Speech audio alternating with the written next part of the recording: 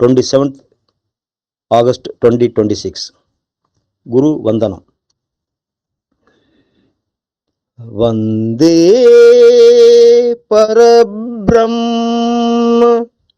Sitatmahamsa Dvande Guru Santamume Samisam Vande Sivananda Guru Praviram Vande Sadanyanavi Vandaniyam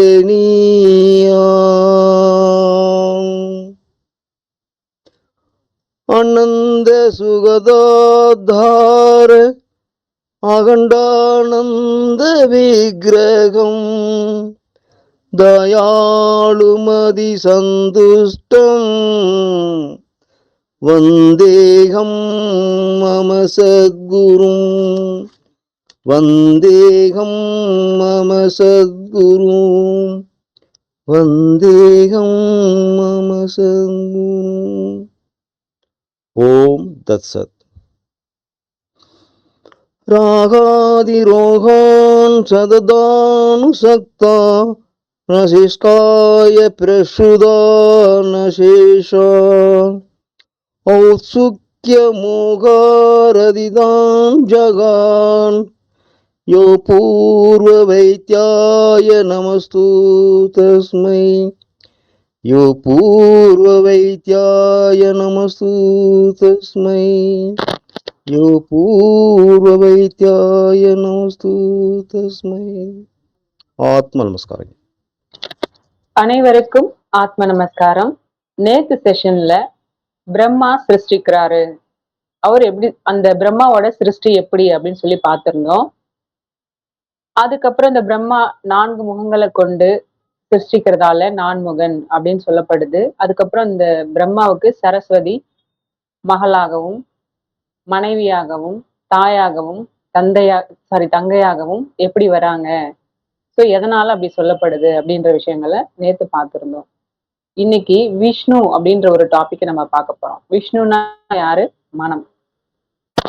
ஆகாசம் இருக்கு இல்லையா நம்ம சிரசுல, அந்த ஆகாசத்துல சுக்கிலம் இருக்கு. அந்த சுக்கிலத்துக்கு தான் மனம், விஷ்ணு அப்படின்னு சொல்லி சொல்லப்படுகிறது. இந்த விஷ்ணு எப்படி இருக்காரு அப்படின்னா அனந்த சேனனா இருக்காரு. அனந்த சேனம்னா என்னன்னா உள் வெளி இதெல்லாம் கிடையாது. நமக்கு இப்ப உள்ளுக்குள்ள ஒண்ணு சொல்றோம் இல்லையா, உள்ள போறது, உள்ளுக்குள்ள ஜீவன் இருக்கு, உள்ளுக்குள்ள ஈஸ்வரன் இருக்கு அப்படின்னு சொல்றோம் இல்லையா. வெளியில மனமா வெளியில வருது, அகங்காரம் வருது அப்படின்னு சொன்னோம் இல்லையா. அப்ப நமக்கு உள்ள வெளிய அப்படின்னு 2 நிலைமைகள் இருக்கு. ஆதி அந்தம் இருக்கு, அதாவது அடி முடி இருக்கு. ஆனா இந்த விஷ்ணுவுக்கு அதெல்லாம் எதுவுமே இருக்காது. அது எப்படி ஒரு அதி உன்னத நிலை அப்படின்னு சொல்லி சொல்றாங்க இந்த அனந்த சயனம் அப்படின்றது. அதாவது மனம் தன்னோட உற்பத்தி ஸ்தானமான ஜீவன்ல போயிட்டு சலனமின்றி லைட்டு தானாய் தன்மயமாய் இருக்கின்ற அந்த நிலைக்கு தான் இந்த ஆனந்த சயனம் அப்படின்னு சொல்லக்கூடிய நிலை. விஷ்ணு இருக்காரு இல்லையா, அவர்ல இருந்துதான் இந்த உலகம் உண்டானது. இந்த உலகம்ன்றதுக்கு இன்னொரு பேரு விஸ்வம் அப்படின்னு அர்த்தம். அப்ப இந்த உலகம் விஸ்வத்தை ஆள்றது யாரு அப்படின்னு பார்த்தா மனமா இருக்கக்கூடிய விஷ்ணு தான் ஆள்றாரு இல்லையா. அதனால அவருக்கு விஸ்வம்பரன் அப்படின்னு ஒரு பேரும் இருக்கு. இப்ப விஷ்ணுக்கு 4 கைகள் இருக்கு. பரமாத்மாவான விஷ்ணுக்கு 4 கைகள் இருக்கு. அந்த 4 கைகள்லயும் ஒண்ணு வச்சிருப்பாரு. ஒரு கையில சங்கு இருக்கும், இன்னொரு கையில சக்கரம் இருக்கும், இன்னொரு கையில கதை இருக்கும், இன்னொரு கையில தாமரை இருக்கும். ஸோ இந்த சங்கு எதை குறிக்குது அப்படின்னா காதை குறிக்குது. சப்தம் உண்டாக்குறதுக்கும் கேட்பதற்கும் உரிய அந்த காதை குறிக்கிறது தான் அந்த விஷ்ணுவோட ஒரு கை. இன்னொரு கையில சக்கரம் வச்சிருக்காரு இல்லையா, அந்த சக்கரம் என்ன அப்படின்னா கண்கள். நம்ம கண்கள் என்ன அங்கேயும் இங்கேயும் போய் சுத்தி சுத்தி பார்த்து எல்லா விஷயத்தையும் கிரகிச்சுக்குது. அப்ப கண்ணு மூலயமா தன்னோட மனசக்தி வெளியில போகுது. அத சொல்றதுக்குதான் இந்த சக்கரம். அடுத்தது கதை. இந்த கதை அப்படின்னா நம்மளுடைய மனதோட சக்தியால தன்னோட ஜீவ சக்தி வெளியில கதித்து கொண்டிருக்கிறது. அதாவது நடனம் செஞ்சுட்டு இருக்குது வெளியில, மேலும் கீழும் உள்ள வெளிய இந்த மாதிரி கதிச்சுக்கிட்டு இருக்குது. சோ அததான் கதை அப்படின்னு சொல்லக்கூடிய இந்த மூக்கு வழியா தானே நம்மளுடைய அந்த ஜீவசக்தியான வாயு வெளியில போகுது, உள்ள வருது. சோ இந்த நடனத்தை தான் அது கதை அப்படின்னு சொல்றாங்க. இன்னொரு கையில என்ன இருக்கு அப்படின்னு பார்த்தா தாமரை பத்மம் இருக்கு. அந்த பத்மம் எப்படின்னா தனக்குள்ள இருக்கிற அந்த மனம் வெளியில போகுது இல்லையா, வெளியில போகும்போய் நசிக்கும் பொழுது அது நான் என்ற அகங்காரத்தை உருவாக்குது. இந்த அகங்காரம் தான் அந்த தாமரை அப்படின்னு சொல்லக்கூடியது. அப்ப இப்ப நாம பார்த்த இந்த 4 விஷயங்களுமே மனம் சம்பந்தப்பட்டது. மனம் வெளியில வர்றதாலதான் நம்ம காது கேக்குது, கண்ணு பாக்குது, மூக்கு கதிக்குது, கதாகதம் செய்யுது. இந்த தாமரை பத்மம் அப்படின்றது வாய் அப்படின்னு சொல்றாரு. இன்னொரு கை வாய். இது எப்படி வாய் அப்படின்னு சொன்னாங்கன்னா, அக்ஷரம் அக்ஷரமான தான் ஆகாசமான போது, அக்ஷரமா இருக்கக்கூடிய ஒரு பொருள் ஆகாசமாக மாறும் பொழுது என்னவாகுதுன்னா தாமரையான இருதய கமலமாகின்றது. அது வாயின் வழியாகவே. அதனாலதான் மற்றொரு கை வாய் அப்படின்னு சொல்லி சாமி இந்த இடத்துல சொல்றாரு. அப்ப 4 கைகள் இருக்கு விஷ்ணுவுக்கு. ஒண்ணு காது, ஒண்ணு கண்ணு, இன்னொன்னு மூக்கு, இன்னொன்னு வாய். அந்த தாமரை அப்படின்னு சொல்லக்கூடியதுதான் அந்த அகங்காரம் அப்படின்னு சொல்றாங்க. அதுக்கப்புறம் இந்த பிரம்மா இருக்காரு இல்லையா, அகங்காரமா இருக்கின்ற அந்த பிரம்மா, அவருக்கு தமோ குணம் கொண்டவர். அதாவது அழிக்கக்கூடியவர். நம்மளுடைய ஜீவனை மனமா வெளியில அகங்காரமா வெளியில போய் தீர்க்கக்கூடியது, அழிக்கக்கூடிய குணம் பிரம்மாவுக்கு இருக்கு. அதனால தமோ குணம் அப்படின்னு சொல்றாங்க. ஆனா இந்த பிரம்மா என்ன பண்றாரு, ரஜோகுணத்தால சிருஷ்டிக்கிறாரு அப்படின்னு ஒரு ஸ்டேட்மெண்ட் இருக்கு உலகத்துல. அது கரெக்ட் தான். எப்படி அப்படின்னு பார்த்தா, இப்ப இந்த மனம் தான் விஷ்ணு, அந்த மனம் தான் சுக்கிலம். பிரம்மா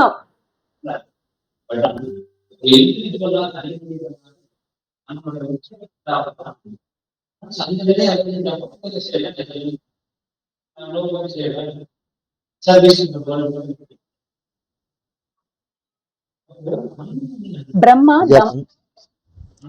கஞ்சனையா உங்க மைக் ஆஃப் பண்ணுங்கயா. காஞ்சனாவா?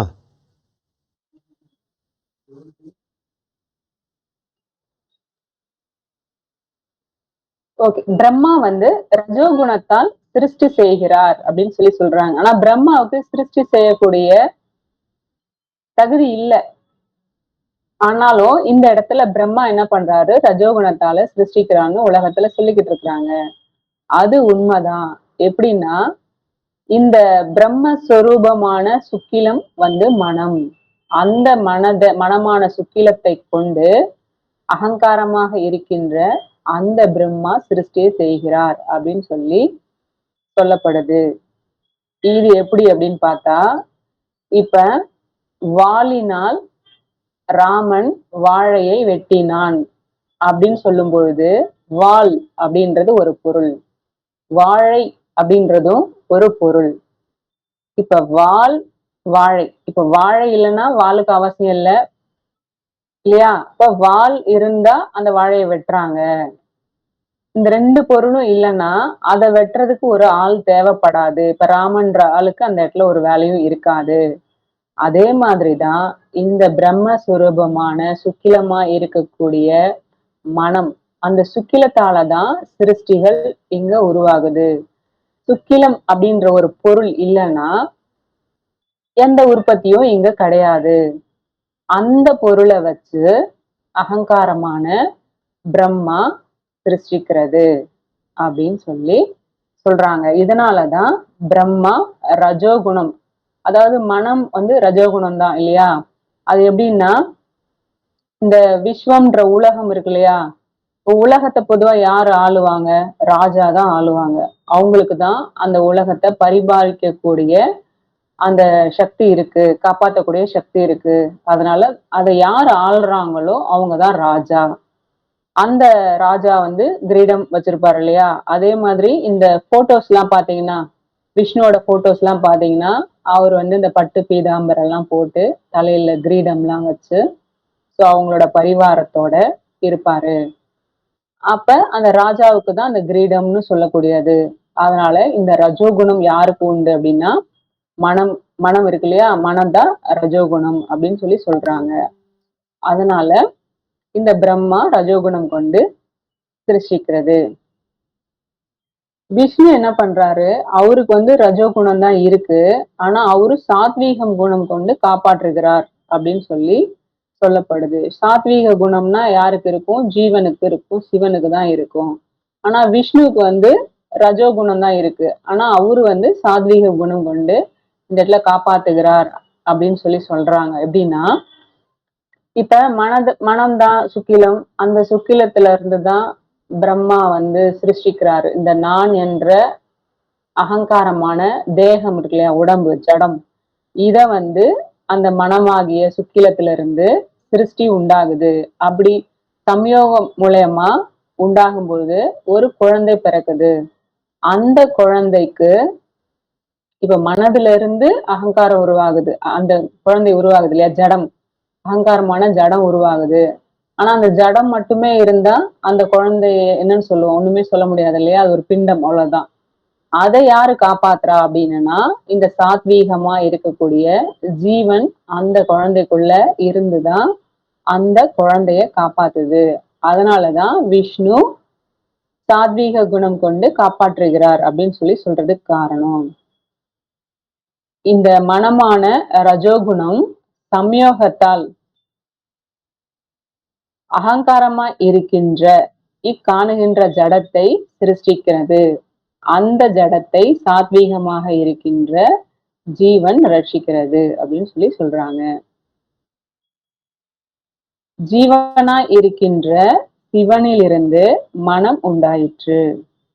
அதனால் சாத்வீகத்திலிருந்து ராஜசம் உண்டானது அப்படின்னு சொல்லி சொல்றாங்க. இப்ப ஜீவன்ல இருந்து தானே நமக்கு மனம் உண்டாகுது. அதனால என்ன சொல்றாங்கன்னா, ஜீவன் வந்து சாத்வீக குணம் இல்லையா?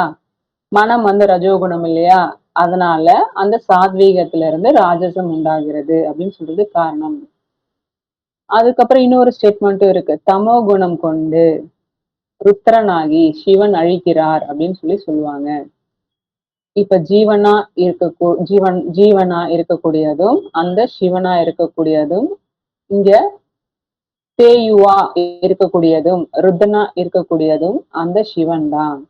சோ அவர் என்ன பண்றாரு? இந்த ருத்ரன் ஸ்டேஜுக்கு அப்புறம் அழிய ஆரம்பிச்சிடுறாரு. மனமா வெளியில வராரு. அதுக்கப்புறம் ருத்ரனா நம்மளுடைய அந்த ஜீவசக்தியான வாயு எரிந்து திராவக ரூபமாக நசிஞ்சு வெளியில போகுது. வெளியில போகும்போது அந்த ஜீவனான சிவன் கொஞ்சம் கொஞ்சமா அழிந்து கொண்டிருக்கிறார். ஒரு கட்டத்துல எல்லாமே நசிஞ்சு நசிஞ்சு வெளியில போகும்போது அது டோட்டலாவே அழிஞ்சு விடுகிறது. சோ அதனாலதான் இந்த இடத்துல அந்த ஜீவன் தானே அழியுது. அந்த ஜீவனாலதானே வெளியில வர்றதும் சலனம் ஏற்பட்டு அந்த ஜீவனால தானே. அதனாலதான் இங்க வந்து தமோகுணம் கொண்டு ருத்ரனாகி சிவன் அழிக்கிறார் அப்படின்னு சொல்றது காரணம். இந்த மாதிரி நம்மளோட ஜீவசக்தியான வாயு அக்னி ரூபமாக எரிந்து நாசமாகி வெளியில போகும்போது அந்த சுத்தமாகவே அழிந்து போகின்ற அந்த நிலைமை வருது. இப்படிதான் வந்து இந்த அழிக்கிறது அப்படின்னு சொல்லக்கூடியது. இது தவிர்த்து வெளியில இருந்து யாராவது ஒரு வந்து சிவன் வந்து நம்மள அழிக்கிறது கிடையாது. இந்த மாதிரி தன்னுடைய சக்தி அழியறதால மக்கள் என்ன பண்றாங்க? அந்த காலத்துல மோகாந்தக்காரர்களாகி இந்த மானம், அபிமானம், ராக துவேஷங்கள் இதெல்லாம் நிறைய உண்டாகி அழிஞ்சு போகிறாங்க. சோ இதுக்காக தான் தமோ குணத்தால் ருத்ரனாகி சிவன் அழிக்கிறான் அப்படின்னு சொல்றது காரணம். இப்ப இந்த சாத்வீகம் சொல்லக்கூடியது என்னன்னா, ஜீவனா இருக்கக்கூடிய சிவன், அவருக்குதான் அந்த சாத்வீக குணம் இருக்கு. ராஜசம்னு சொல்லக்கூடியது ஜீவனான சாத்வீகத்திலிருந்து உண்டான மனம். ஜீவன்ல இருந்து தானே மனம் உண்டாகுது. அப்ப ஜீவன் வந்து சாத்வீகம், அதுல இருந்துதான் இந்த மனமான ராஜசம் உண்டாகிறது. தாமசம் என்பது எங்க இருந்து உண்டாகிறதுன்னா மனசுல இருந்துதான் உண்டாகுது இல்லையா? அப்ப மனம் வந்து ரஜோகுணம். அந்த ரஜோகுணத்துல இருந்துதான் தாமசமான இந்த அகங்காரமான பிரம்மா உண்டாகிறார். சோ இந்த மாதிரிதான் இந்த மும்மூர்த்திகள், அதாவது பிரம்மா, விஷ்ணு, சிவன், மூன்று பேரும் 3 குணங்களோட வந்து இங்க அந்த சிருஷ்டிகளை செஞ்சுக்கிட்டு அழித்தல் படைத்த மாதிரி வேலைகள்லாம் செஞ்சுட்டு இருக்காங்க. சோ இந்த மும்மூர்த்திகளான 3 குணங்களுமே இல்லாம போகணும் நமக்கு. அப்ப நமக்கு தாமசமும் இருக்கக்கூடாது, ரஜோகுணமும் இருக்கக்கூடாது, சாத்வீக குணமும் இருக்கக்கூடாது, சிவனா கூட இருக்கக்கூடாது அப்படின்னு சொல்றாங்க. அப்பதான் இந்த 3 குணங்களும் ஒன்றாய் சேர்ந்து அதோட உற்பத்தி ஸ்தானம், அந்த குணங்கள்லாம் எங்க இருந்து வரும்? அதோட உற்பத்தி ஸ்தானத்துல இருந்து தான் வரும் இல்லையா? அதோட உற்பத்தி ஸ்தானமான ஆகாயம் அப்படின்னு சொல்லக்கூடிய பிரம்மரந்திரத்தில் எப்போது லயிக்கின்றதோ அப்பொழுது குணங்களும் இல்லாமல் முக்குண ரகிதனாய், குணங்கள் அற்றவனாய், இந்த குணங்கள் எல்லாம் கடந்து மோட்சம் அடைகிறாங்க அப்படின்னு சொல்லி சாமி சொல்றாரு. சோ நாளைக்கு பார்ப்போம். ஆத்ம நமஸ்காரம்.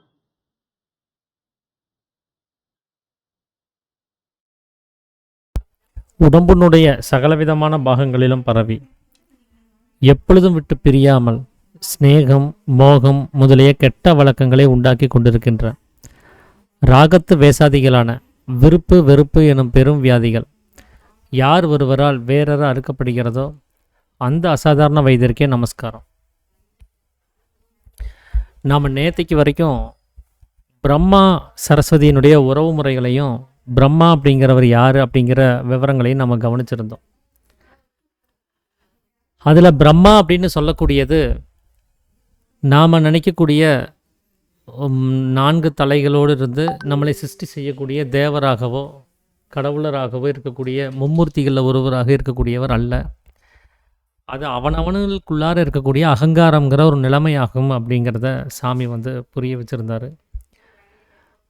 எப்படி பிரம்மாவோ அதே போல தான் சரஸ்வதியும், அதுவும் ஒரு சப்தரூபமாக இருக்கக்கூடிய ஒரு நிலைமை, சக்தியாக சலித்து வெளியில் வரக்கூடிய ஒரு நிலைமை. அதனால தான் இந்த அகங்காரமாக இருக்கக்கூடிய உடம்பிற்கும் 4 நிலைமைக்கும் சரஸ்வதியாக இருக்கக்கூடிய பிரம்மா, அதாவது சப்தத்திற்கும் சக்திக்கும் இருக்கக்கூடிய உறவு முறைகளை கூட வேதங்களில் பல இடங்களிலும் வெவ்வேறு விதமாக சொல்லி வச்சுருந்தாங்க. ஸோ அது எந்தெந்த நிலைமையில் அது வந்து அந்த உறவு முறைகள் வருது அப்படிங்கிறத கூடவும் சாமி விளக்கம் கொடுத்துருந்தார். ஸோ இந்த உறவு முறைகளை பற்றி அங்கே ஒரு உதாரணம் சொன்னதுனால தான் இங்கே ஆண் பெண்ணாக சித்தரித்து அந்த உறவு முறைகள் சூட்டபுளாக வரல அப்படிங்கிறத கூட இங்கே நிறைய பேர் வந்து ஒரு கான்ட்ரவர்சியாக பேசிகிட்டு இருக்கிறத நம்ம பார்த்துட்டு தான் இருக்கிறோம். ஸோ இது வந்து அந்த அனுபவங்கிறது ஒன்று வரும்போது தான் பிரம்மாவானவர் அது எதனுடைய இதில் எந்த ஒரு நிலைமைக்காக சொல்லப்பட்டது, சரஸ்வதி எந்த ஒரு நிலைமைக்காக சொல்லுங்கிற அந்த அனுபவ ரீதியாக அதை நோக்கி பார்க்கும்போது மட்டுமே தான் அந்த உறவு முறைகளுக்கான உண்மை விளக்கம் என்னங்கிறது நமக்கு தெரிய வருங்கிறத சாமி வந்து விவரமாக நமக்கு சொல்லியிருந்தார். ஸோ அதை தொடர்ந்து இன்றைக்கி நம்ம பார்க்க இருக்கிறது என்ன அப்படின்னா, ஏற்கனவே இந்த அத்தியாயத்தினுடைய தொடக்கமே வந்து பார்த்திங்கன்னா 3 வகையான குணங்களை பற்றி தான் இந்த 9வது அத்தியாயமே தொடங்கியிருக்கும் சித்தவேதத்தில். அதில் உலகம் புரிந்து கொண்டு இருக்கக்கூடிய பிரம்மாவுனுடைய குணமாக அது ரஜோகுணத்தை குறித்து சொல்லி வச்சுருப்பாங்க. அதனால தான் சிருஷ்டிகர்த்தா அல்ல அப்படிங்கிறதையும் குறிப்பிட்டு சொல்லியிருந்தாங்க. அப்போ உண்மையாகவே யார் அந்த சிருஷ்டிகர்த்தா அப்படின்னா அது விஷ்ணு தான் அந்த சிருஷ்டிகர்த்தா. அந்த விஷ்ணுவுக்கு தான் அங்கே வந்து ரஜோகுணம் அப்படிங்கிறது ஒன்று இருக்குது. அந்த மனமாக சக்தியாக வெளியில் சலித்து வந்து இந்த உலகம்ங்கிற அவஸ்தையை உண்டு பண்ணி அதை காத்து கொண்டு இருக்கக்கூடிய ஒரு நிலைமையில் இருக்கக்கூடியவர் தான் விஷ்ணுவானவர். அதனால தான் அவருக்கு விஸ்வம்பரன் அப்படிங்கிற பேர் கூட இருக்குது. விஸ்வம் அப்படின்னா உலகம், பரணம் அப்படின்னா காப்பாற்றுதல். இந்த உலகத்தை காப்பாற்றுற வேலையை அந்த விஷ்ணு வந்து செஞ்சிட்ருக்கிறதா நம்ம கவனிக்க முடியும். இந்த வராக அவதாரம் அப்படிங்கிற அந்த விஷயத்தில் கவனித்து பார்த்தோம்னு சொன்னால், அந்த விஷ்ணுவனுடைய அந்த மூக்குக்கு மேலே வந்து பார்த்திங்கன்னா உலக உருண்டை இருக்கிறத நம்ம கவனிக்க முடியும். அதை ஒரு படமாக சித்தரித்து வச்சுருப்பாங்க நாசியினுடைய மேல் பாகத்தில். சாமியினுடைய கொள்கையில் கூட சாமி என்ன சொல்கிறாரு, இந்த உலகம்ங்கிற அவஸ்தை உண்டாக்குனதே இந்த ஜீவசக்தியான வாயு மூக்கின் வழியாக வெளியில் வியாபிக்கிறதுனால தான். தூங்கும்போது நம்முடைய சுவாசமானது உள்ளுக்குள்ளாரையே மேலும் கீழும் நடந்துட்டு இருக்கிறதுனால அது சமிரணங்கிற கதியாக அது பிரம்மரந்திரத்தை தொட்டு கொண்டு இருக்கிறதுனால நமக்கு உலகம்ங்கிற அவஸ்தை கிடையாது. எப்போ உள்ளுக்குள்ளார மட்டுமே ஓடிட்டு இருக்கக்கூடிய கதி அது வெளிப்புறமாக வாயுவாக அது வெளியில் வியாபிக்குதோ அப்போ தான் உலகத்தினுடைய அவஸ்தைங்கிறது. ஸோ அதைத்தான் அங்கே அடையாளப்படுத்துறதுக்கு ஒரு வராக அவதாரமாக அந்த பன்றியினுடைய அந்த மூக்குக்கு மேலே வந்து அந்த உலகம் இருக்கிற மாதிரியான ஒரு சித்தரிப்பு அங்கே கொடுத்துருப்பாங்க. ஸோ உலகத்தினுடைய அவஸ்தைங்கிறது மூக்கின் வழியாக சுவாசம் போகிறதுனால தான்ங்கிறத நாம் அந்த படத்தை பார்க்கும்போதே புரிஞ்சுக்க முடியும். அப்போ விஷ்ணுவானவர் இந்த உலகத்தை எப்படி காப்பாற்றுறார் அப்படின்னா, தன்னுடைய சக்தியை மூக்கின் வழியாகவும் வாயின் வழியாகவும் வெளியில் வியாபிக்க வைக்கிறதுனால. அனுலோமம் பிரதிலோமமாக நம்ம எப்படி மூச்சை உள்ளாரையும் வெளியிலையும் இழுத்துட்ருக்குறோமோ அதுபோல் இந்த சுவாசமானது மூக்கின் வழியாக வெளியில் போகிறதுனால தான் உலகமானது விஷ்ணுவால் உண்டாக்கப்பட்டு அது காக்கப்பட்டு வருகிறது அப்படிங்கிறத நாம் புரிஞ்சுக்க முடியும். அதனால தான் அவருக்கு விஸ்வம்பரன் அப்படின்னு பேர். இவர் எந்தெந்த வகையிலெல்லாம் இந்த உலகத்தோட தொடர்பில் இருக்கிறாரு அப்படிங்கிறத கூட அவதாரத்தில் அவங்க வந்து அந்த விஷ்ணுவனுடைய அந்த படங்களை கவனித்து பார்த்தோம் அப்படின்னு சொன்னால் நமக்கு தெரியும். அவருடைய விஸ்வரூபம் படத்தில் கவனித்து பார்த்தோம் அப்படின்னா அவருக்கு 4 கைகள் இருக்கிறத சித்தரிச்சிருப்பாங்க. அதில் ஒரு கையில் வந்து பார்த்திங்கன்னா அவர் வந்து அந்த சக்கரம் வச்சுருப்பார், இன்னொரு கையில் சங்கு வச்சுருப்பார், இன்னொரு கையில் கதம் வச்சுருப்பார், இன்னொரு கையில் பத்மம் வச்சுருப்பார். இது கூட விஷ்ணுவனுடைய தொழில்களாக பார்க்கக்கூடியது தான். விஷ்ணுவாக இருக்கக்கூடிய மனம் செய்யக்கூடிய தொழில்கள் அது இந்த உலகம்ங்கிற அவஸ்தையில் நாம் கவனிக்கக்கூடிய ஒரு நிலைமை. அதில் இந்த சக்கரம் அப்படின்னு சொல்லக்கூடிய அந்த அடையாளம் எதுக்காக கொடுக்கப்பட்டிருக்குது அப்படின்னா, சக்கரம் அப்படிங்கிறது சுற்றிக்கிட்டே இருக்கிறது. அது கண்களை மையப்படுத்தி சொல்லக்கூடியதாக இருக்குது. நம்ம கண்கள் யாருடைய கண்ணும் சுற்றிக்கிட்டே இருக்கிறது இல்லை. ஆனால் ஏன் கண்களை மையப்படுத்தி அங்கே சொல்லணும் அப்படின்னா, இந்த மனமாக இருக்கக்கூடிய விஷ்ணுவானவர் அதிகப்படியாக உபயோகப்படுத்தக்கூடிய ஒரு செயல் எது அப்படின்னா, தொழில் எது அப்படின்னா பார்த்தல் தான். நாம் சப்தத்தை கேட்காத சமயங்கள் கூட இருக்குது, வாசனை அறியாத சமயங்கள் கூட இருக்குது, சுவைத்தறியாத சமயங்கள் கூட இருக்குது, தொட்டறியாத சமயங்கள் கூட இருக்குது. ஆனால் காட்சியை கவனிக்காத சமயங்கள்ங்கிறது ஒன்று கிடையவே கிடையாது. நைட்டு தூக்கி எந்திரிச்ச உடனே நம்ம அந்த காட்சிகளை பார்க்க ஆரம்பித்தவங்க தான் அன்னைக்கு நைட்டு மறுபடியும் அந்த மனசு வேலையை நிறுத்தி உள்ளுக்குள்ளார போய் சரண்டர் ஆகிற வரைக்கும் இந்த பார்வைங்கிற அந்த ஒரு செயல் தொடர்ந்து நடந்துக்கிட்டே இருக்கும். எவ்வளோ மணி நேரம் நம்ம விழிப்பு நிலைமையில் இருக்கிறோமோ அத்தனை நேரமும் அது நடந்துகிட்டே இருக்கக்கூடியதாக இருக்குது. அதனால தான் இங்கே கண்களைவே அவர் வந்து மனதிற்கு ஒப்பாக சொல்கிறார். மனதினுடைய செயல்பாடில் பிரதானமாக ஈடுபடக்கூடியது கண்களினுடைய வேலை, பார்த்தல்ங்கிற வேலை தான்.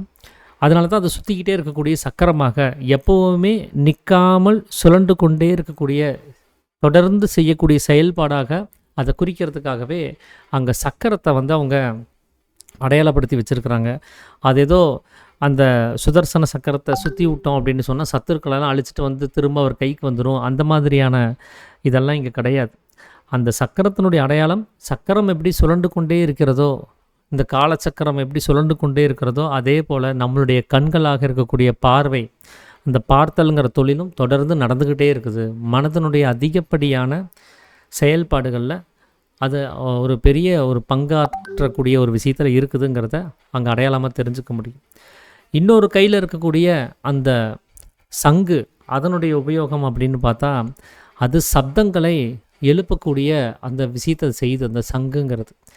அப்போ நம்மளுடைய புலன்களில் எது சப்தத்துக்கு அடையாளப்படுத்த முடியும் அப்படின்னா இந்த காது தான். சப்தத்தை கேட்கக்கூடிய ஒரு செயலை செய்யக்கூடியது. அப்போது அந்த காது அப்படிங்கிற கேட்டல் அப்படின்னு சொல்லக்கூடிய அந்த தொழிலை குறித்து சொல்லுவதற்காகத்தான் அங்கே சங்கு அடையாளப்படுத்தி வச்சுருக்கிறாங்க. அதே போல் கதம் அப்படிங்கிறதுனுடைய அடையாளம், விஷ்ணுவனுடைய இன்னொரு கையில் இருக்கக்கூடிய அந்த ஆயுதத்தினுடைய அடையாளம் என்ன அப்படின்னா,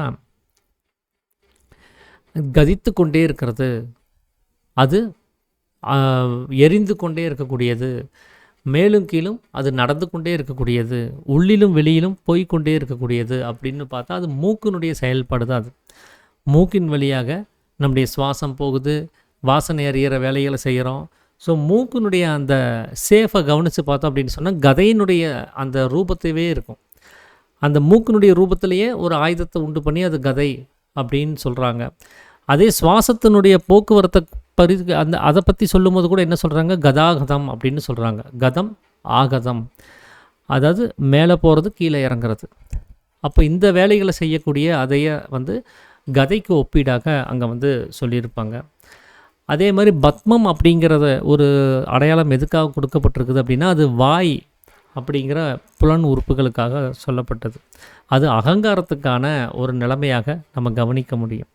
அது பேச்சாக இருக்கக்கூடிய சப்தத்துக்கு இங்கே முக்கிய காரணமாக இருக்கக்கூடியது எது, அகங்காரம் தான். இது போன தடவை நம்ம பேசும்போதே சொல்லியிருந்தோம். எந்த ஒரு பேச்சு நம்ம பேசுகிறதா இருந்தாலும் இந்த நாக்கோடு சேர்ந்து அகங்காரமும் செயல்படலை அப்படின்னு சொன்னால் அங்கே பேச்சானது வர்றது இல்லை. அப்போ நாவோடு இந்த அகங்காரமாக இருக்கக்கூடிய நான்கிற நிலைமை புணர்ந்து தான் சப்தத்தை உண்டு பண்ணுதுன்னு சொல்லியிருந்தார். அப்போ இந்த பேச்சாக இருக்கக்கூடிய ஒரு தொழிலை இந்த மனமாக இருக்கக்கூடிய விஷ்ணு செய்யணும் அப்படின்னா அதுக்கு அகங்காரமாக இருக்கக்கூடிய நான்கிற நிலைமை அங்கே வேணும்.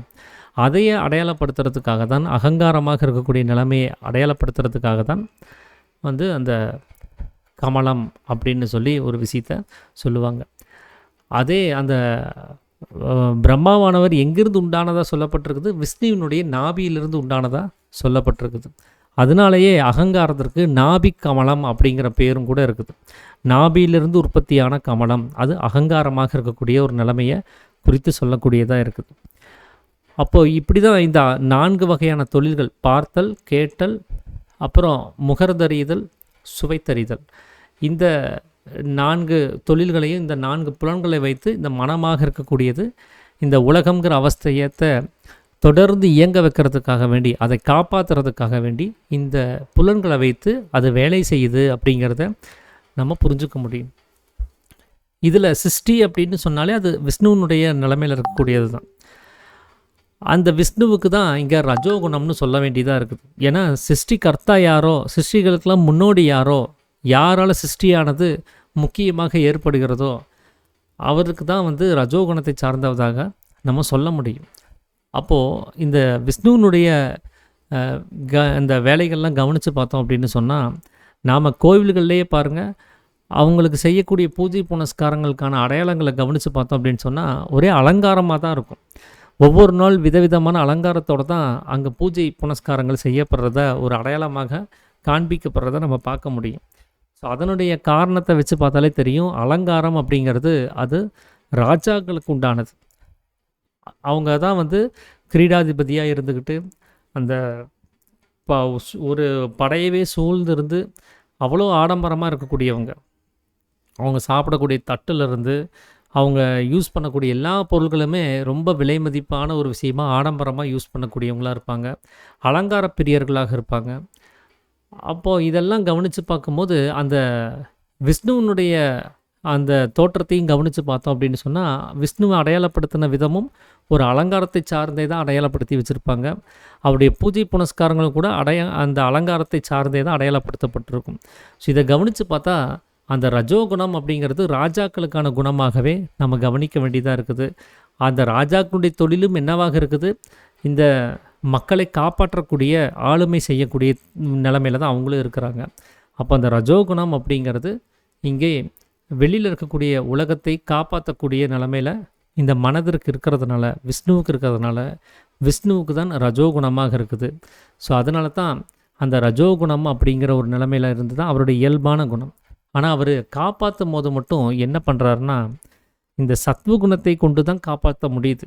ஏன்னா சத்வம் அப்படின்னு சொல்லக்கூடிய அந்த ஜீவன் இல்லை அப்படின்னு சொன்னால் இந்த மனதுனால இயங்க முடியாது. அது இங்கே செயல்படணும் அப்படின்னு சொன்னால் அந்த சத்வகுணம் அங்கே தேவைப்படுது. அப்போ சத்வகுணம் இல்லாமல் மனதுனால இயங்க முடியறது கிடையாது. அதனால தான் சத்வகுணத்தை கொண்டு ரக்ஷகர்த்தா அப்படின்னு சொல்லி விஷ்ணுவை வந்து கூப்பிடுவாங்க. அந்த அதாவது ரட்சித்தல் அப்படிங்கிற வேலையை செய்யும்போது அவர் சத்துவகுணத்தை அடைந்து இருக்கிறாரு அப்படிங்கிறத அந்த பொருளை நம்ம புரிஞ்சுக்க முடியும். அதே மாதிரி தான் பிரம்மாவை கூட என்ன சொல்லியிருப்பாங்க, ரஜோகுணத்தை கொண்டு சிருஷ்டிகர்த்தா அப்படின்னு சொல்லியிருப்பாங்க. அப்போது ரஜோகுணத்தை வைத்து கொண்டு தான் அவர் சிருஷ்டி செய்கிறாரு. ஆனால் சிருஷ்டி செய்யும்போது மாத்திரமே ரஜோகுணமாக இருக்கக்கூடிய மனமான இருக்கக்கூடிய சுக்கிலத்தை வச்சு அவர் சிருஷ்டி செய்கிறார். அந்த சுக்கிலத்தினுடைய உபயோகம் அந்த என்ன, ஒரு சந்தானத்தை உற்பத்தி பண்ணுறது.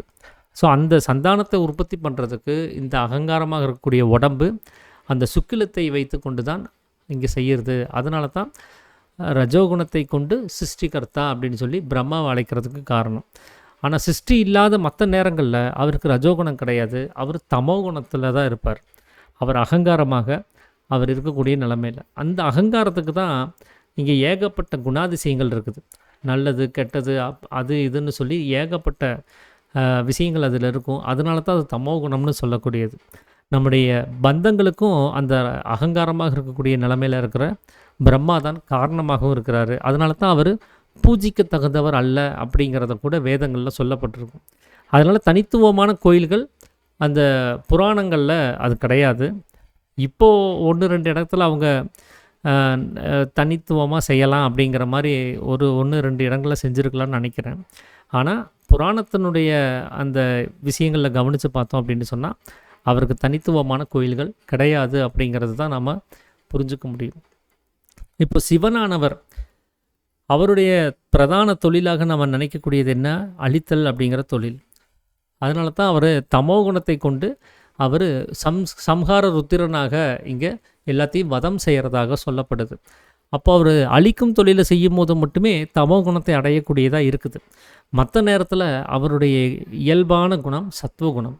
அவருடைய அடையாளத்தை கவனித்து பார்த்தோம் அப்படின்னு சொன்னால் அவருடைய பூஜை புனஸ்காரங்கள் என்னவாக அடையாளப்படுத்தப்பட்டிருக்கும், அபிஷேகம் தான் அவருடைய பிரதானம். ஒவ்வொரு நாளும் வேறு வேறு வெரைட்டியில் அந்த அபிஷேகம் நடந்துக்கிட்டே இருக்கும். ஒரு அபிஷேகம்னு ஒன்று நடக்கும்போது அங்கே அலங்காரம் இருக்கிறது கிடையாது. இந்த சிவலிங்கத்துக்கு மேலே தாரா பாத்திரம்னு சொல்லி ஒரு பாத்திரத்தை மேலே கட்டி தொங்க விட்டு அதிலிருந்து இருக்கக்கூடிய தீர்த்தத்தை சொட்டு சொட்டாக அந்த சிவலிங்கத்தின் மேலே விழ மாதிரி செஞ்சுருப்பாங்க. அப்படி பார்த்தா அங்கே ஒரு திருநீர் நீங்கள் பூசினா கூடவும் கொஞ்ச நேரத்தில் அந்த சொட்டு சொட்டாக விழுகக்கூடிய தண்ணி அந்த திருநீரை கூட அழிச்சிடும். அப்போது அங்கே அலங்காரங்கிறது இல்லாத ஒரு நிலைமையில தான் நாம் கவனிக்க முடியும். அது சுத்த சந்நியாசிகளுக்கான குணம்.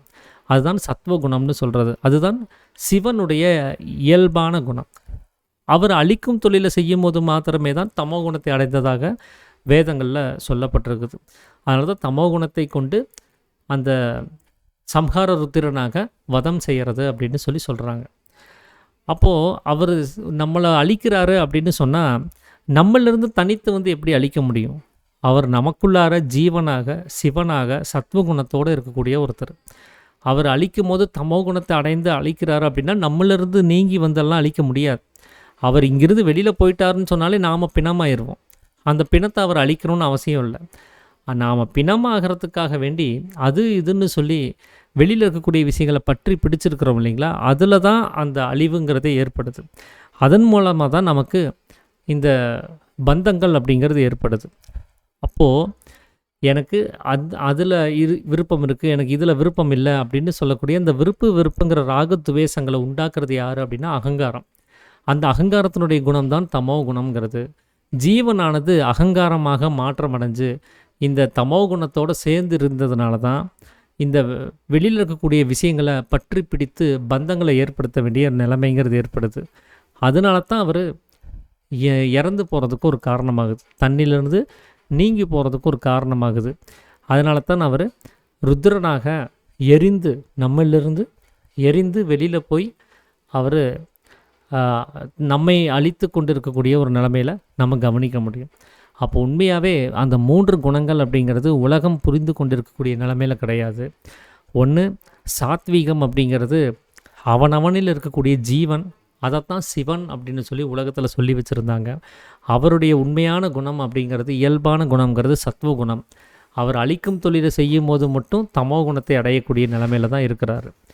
அதே போல் விஷ்ணு அப்படிங்கிறது அவனவனில் இருக்கக்கூடிய மனம், அதனுடைய இயல்பான குணம் அப்படிங்கிறது ரஜோகுணம்.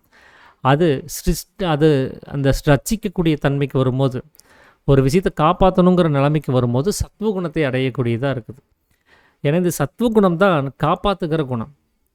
இப்போ கூட சௌந்தரியம்மா பேசும்போது சொல்லியிருந்தாங்க, அந்த ஜீவனானது இந்த உடம்பை எப்படி பாதுகாக்குது, கர்ப்ப பாத்திரத்தில் இருக்கும்போது இருந்து அது வெளியில் வந்து அந்த உடம்புலேருந்து ஜீவன் வெளியில் போய் தீர்ந்து போகிற வரைக்குமே இந்த உடம்பை அவ்வளோ அருமையாக பார்த்துக்கிறது அந்த ஜீவனாக இருக்கக்கூடிய தன்மை தான், அந்த சத்துவகுணம் தான்.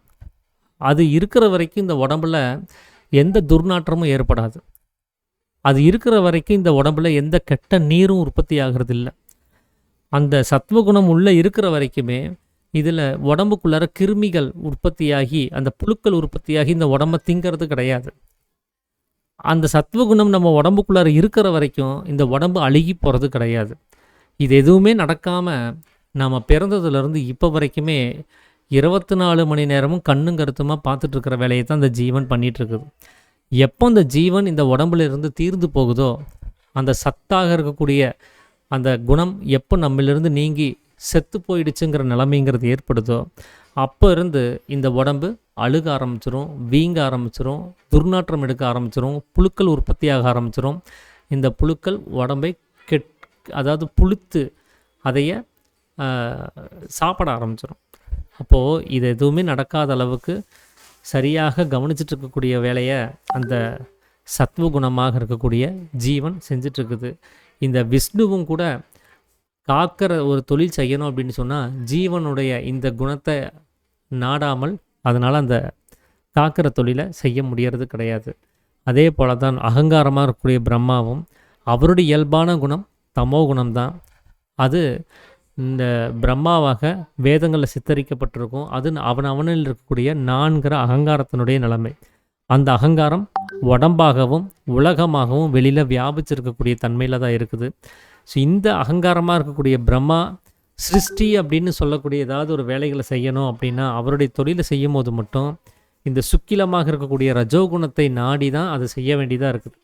ஒரு சுக்கிலம் இல்லாமல், சுக்கிலத்தினுடைய உதவி இல்லாமல் ஒரு சந்தானத்தை உற்பத்தி பண்ணுறதுங்கிறது இல்லை.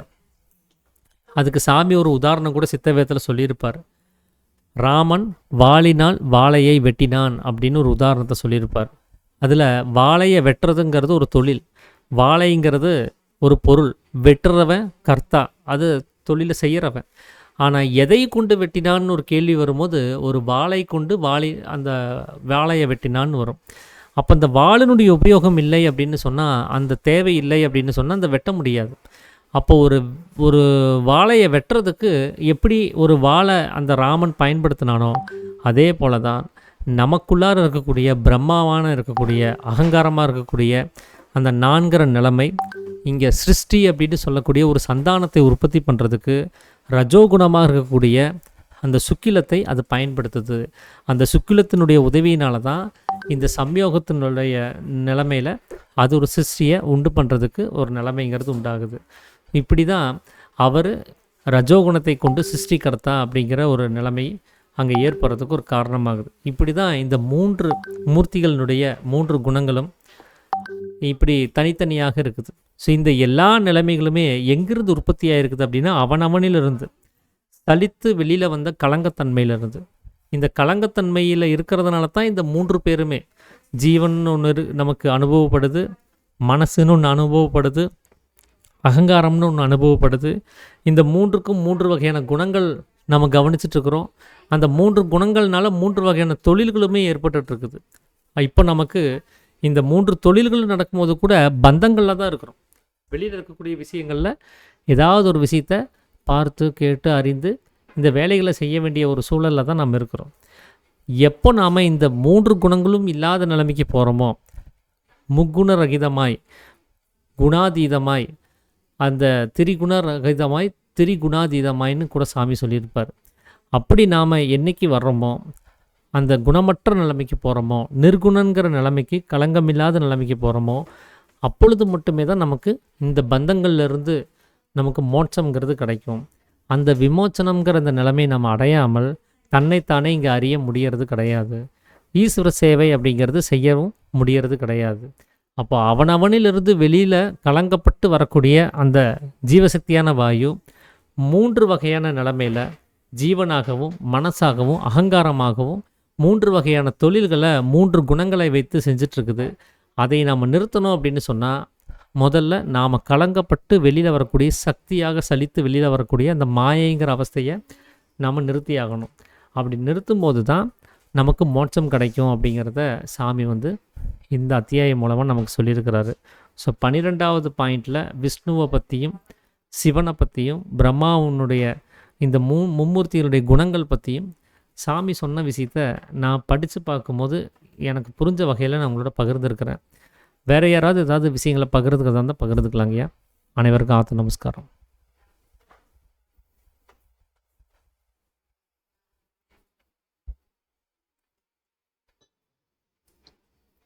ஐயா ரொம்ப சந்தோஷங்கய்யா. ஆத்ம நமஸ்காரங்கய்யா. முடிச்சிடலாங்கய்யா. ஆத்த நமஸ்காரங்கய்யா. அப்போது நிறைவு பண்ணிடலாம்னு நினைக்கிறேன். ப்ளீஸ். அப்போ நாம் இந்த உபதேசத்தை வாங்கும்போது ஒரு சத்திய வாசகத்தை முன்னெடுத்து வாங்கியிருப்போம். நான் இன்று முதல் மனதாலும் வாக்காலும் கர்மத்தாலும் சத்தியத்துக்கு விரோதமாக யாதொன்றும் செய்ய மாட்டோம், நிரபராதியான என் ஆத்மாவே சாட்சின்னு சொல்லி. ஸோ இந்த சத்திய வாசகத்தை நாம் என்றைக்குமே மறந்துடக்கூடாது. எந்த ஒரு வேலை செய்யும் போதும் எப்போவுமே மேலும் கீழும் சதா அபியாசம் செஞ்சுக்கிட்டே இருந்து நம்ம ஜீவனுக்கு தேவையான மேல்கதியை வருவிக்கிறதுக்கான முயற்சியில் இருந்துக்கிட்டே இருக்கணும்.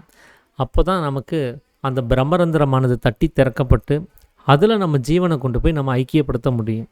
அந்த நிலைமையை தான் ஜீவேஸ்வர ஐக்கியம் அப்படின்னு சொல்லி சாமி சொல்லியிருந்தார். அந்த ஜீவேஸ்வர ஐக்கிய நிலையை அடையிறதுக்கு நமக்கு நேரம் கிடைக்கும் போது மட்டும் ஜபம் பண்ணால் பத்தாது, எந்த வேலை செய்யும் போதும் சதா அபியாசம் வேணும் அப்படிங்கிறதையும் சாமி வந்து அழுத்தம் திருத்தமாக 4ஆம் அத்தியாயத்திலையும் சட்டத்தில் 4வது சட்டமாகவும் கூட சாமி சொல்லியிருப்பார்.